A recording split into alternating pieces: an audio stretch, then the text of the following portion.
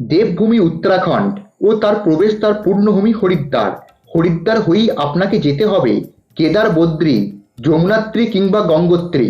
প্রতি 12 বছর অন্তর এখানে হয় পূর্ণ কুম্ভ মেলা।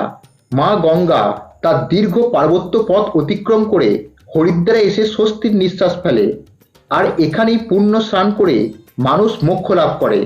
আজ এই ভিডিওর মাধ্যমে আমি আপনাদের দুদিনে কিভাবে হরিদ্বার ট্যুর কমপ্লিট করতে পারবেন তার সমস্ত তথ্য শেয়ার করব, যাতে আগামী দিনে যারা হরিদ্বার ভ্রমণ করতে চান তাদের কোনো অসুবিধা না হয়। তার জন্য ভিডিওটি স্কিপ না করে পুরোটা দেখার অনুরোধ রইল। আজকে আমরা যে বিষয়গুলি নিয়ে আলোচনা করব সেগুলি হলো: আপনারা কিভাবে হরিদ্বারে পৌঁছাবেন, আপনাদের ট্যুর প্ল্যান কি হবে, হরিদ্বারে কোথায় থাকবেন, আপনারা কোন কোন জায়গায় ঘুরবেন, হরিদ্বার যাওয়ার সঠিক সময়, সবচেয়ে গুরুত্বপূর্ণ পয়েন্ট হচ্ছে আপনাদের কত টাকা খরচ হবে। ভিডিও শুরু করার আগে আপনাদের কাছে একটাই রিকোয়েস্ট, চ্যানেলে যদি নতুন হয়ে থাকেন তো চ্যানেলটিকে সাবস্ক্রাইব করে পাশে রাখা বেল আইকন ক্লিক করতে ভুলবেন না। এই রকম ইনফরমেশন ভিডিও আমি আমার চ্যানেলে নিয়ে আসি। আপনাদের একটি সাবস্ক্রাইব আমাদের মতন ছোট ইউটিউব চ্যানেলকে এগিয়ে নিয়ে যেতে সাহায্য করে। চলুন ভিডিও শুরু করা যাক।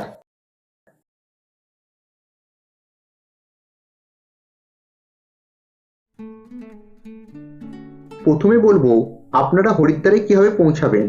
হাওড়া থেকে মূলত দুটি ট্রেন সরাসরি হরিদ্বার যায়, কুম্ভ এক্সপ্রেস এবং দুন এক্সপ্রেস। কুম্ভ এক্সপ্রেস সপ্তাহে 5 দিন এবং বাকি 2 দিন উপাসনা এক্সপ্রেস। দুপুর 1টায় হাওড়া ছেড়ে পরের দিন বিকেল 3:50-এ হরিদ্বারে পৌঁছায় এবং দুন এক্সপ্রেস রাত্রি 8:25-এ হাওড়া ছেড়ে একদিন পর সকাল 4:13-তে হরিদ্বার পৌঁছায়।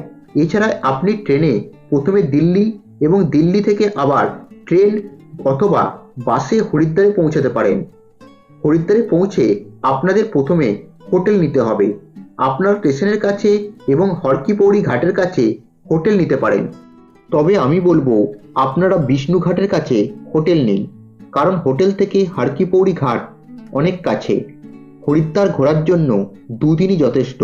প্রথম দিন সকাল সকাল হরিদ্বারে পৌঁছে হোটেলে চেক আউট করে নিন, তারপর ব্রেকফাস্ট সেরে পৌঁছে যান হরকি পৌড়ি ঘাটে।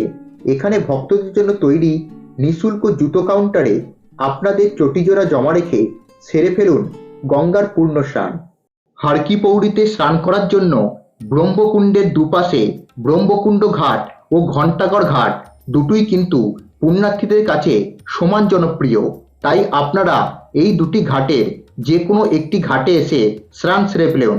এরপর ব্রহ্মকুণ্ডের ঘাটের পাশেই অবস্থিত প্রাচীন গঙ্গা মন্দিরটি দর্শন করে ফিরে আসুন হোটেলে। দুপুরের খাবার খেয়ে বেরিয়ে পড়ুন হরিদ্বারের লোকাল সাইট সিন ভ্রমণের জন্য।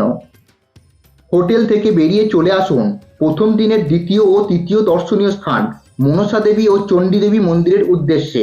মনসা মন্দিরে পৌঁছানোর জন্য আপনারা আপার রোডের ওপরেই সিঁড়িপথের প্রবেশদ্বার ও রোপওয়ে কাউন্টারের প্রবেশদ্বার দেখতে পাবেন। এরপর আপনারা নিজেদের সুবিধা অনুযায়ী পায়ে হেঁটে ও রোপওয়ে চেপে পৌঁছাতে পারেন মনসা দেবীর মন্দিরে। এখানে পুজোও দিতে পারেন, এর সঙ্গে দেখে নিতে পারেন শিব ও বৈষ্ণোদেবীর মন্দির। এরপর এখান থেকে চলে আসুন পরবর্তী দর্শনীয় স্থান চণ্ডী দেবীর মন্দিরে। এখানেও মন্দিরে পৌঁছানোর জন্য সিঁড়িপথ ও রোপওয়ের ব্যবস্থা রয়েছে। আপার রোড থেকে মনসা দেবীর মন্দিরে রোপওয়ে যাওয়া ও আসার টিকিট 129 টাকা এবং চণ্ডী দেবীর জন্য টিকিট 220 টাকা। মনসা মন্দির ও চণ্ডী দেবীর মন্দিরের মধ্যবর্তী দূরত্ব 4 কিলোমিটার। এই দুটি মন্দির দেখতে দেখতে বিকাল হয়ে যাবে। তারপর আপনারা চলে আসুন হরকি পৌড়ি ঘাটে।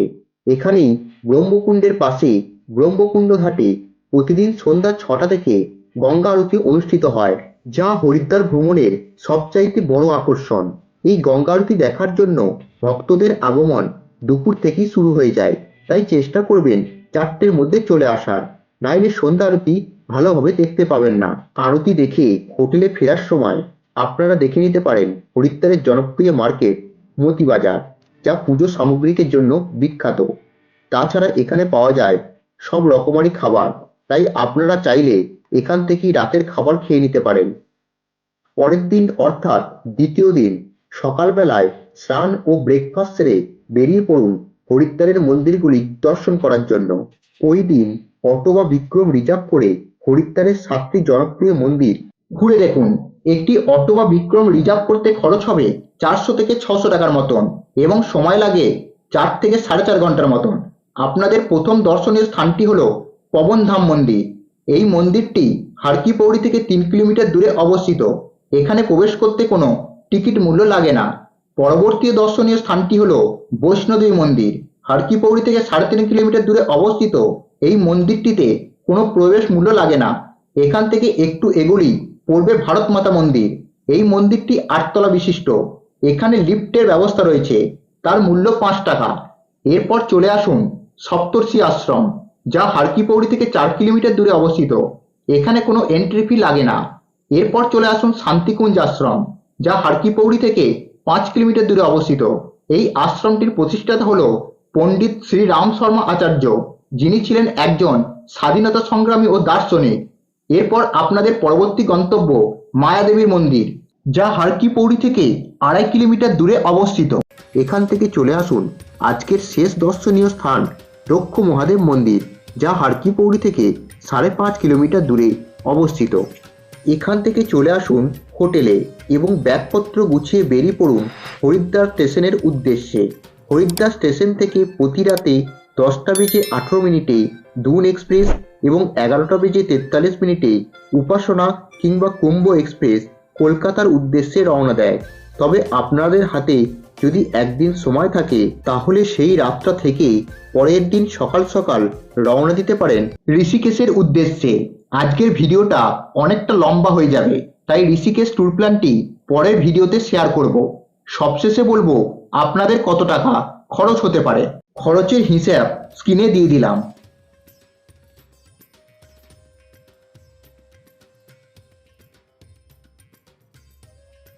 ভিডিওটি কেমন লাগলো কমেন্ট করে অবশ্যই জানাবেন।